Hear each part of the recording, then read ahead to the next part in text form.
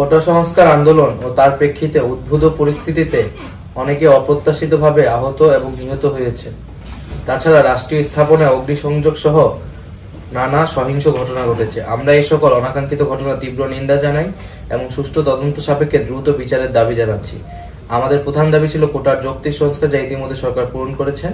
এখন শিক্ষার সুষ্ঠু পরিবেশ নিশ্চিত করার লক্ষ্যে দ্রুত শিক্ষা প্রতিষ্ঠান খুলে দেওয়ার জন্য সরকারের প্রতি জোর আহ্বান জানাই। সার্বিক স্বার্থে আমরা এই মুহূর্তে থেকে আমাদের কর্মসূচি প্রত্যাহার করছি।